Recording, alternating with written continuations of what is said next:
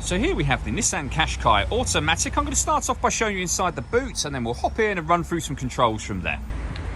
As we approach the back of the car, you'll see we have reversing sensors. This car's also got a 360 parking camera, which I'll show you when we're inside the car.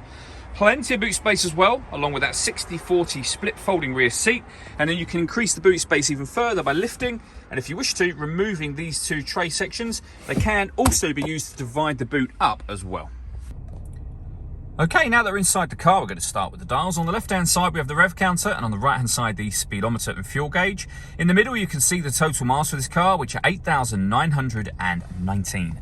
You can change the information displayed above that by using buttons on the steering wheel for various different menus, from your sat-nav to audio, eventually back round to the beginning again, which is the digital readout for the speedometer. And the buttons that I was using to do that are just here.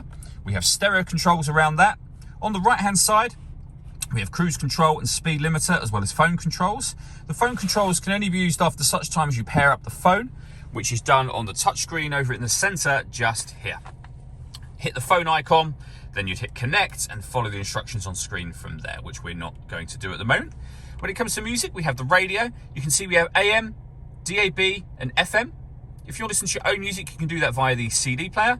This car also has auxiliary input, USB input, and you can stream your music wirelessly via Bluetooth audio as well. So plenty of ways to listen to your music in this car.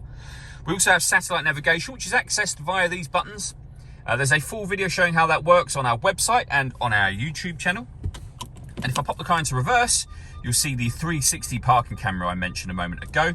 We have the reversing camera just there, and a bird's eye view image of the car exactly where it's parked on the left-hand side.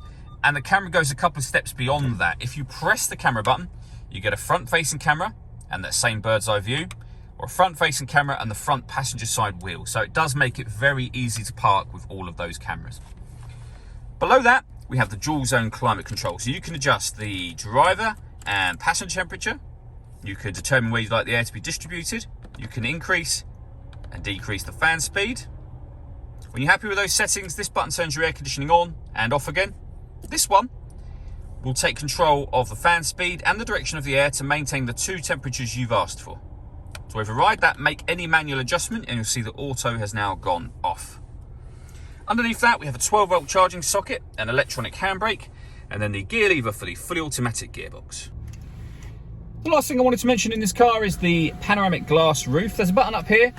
Give that a push, and the sunblind will open all the way to the back of the rear seats, and as you can see, that lets in a huge amount of extra light. All that leaves me to say is thank you for taking the time to watch this video. If you'd like to come and see the car in person and have a test drive, please feel free to call any of our MJA sites. We'd love to hear from you soon.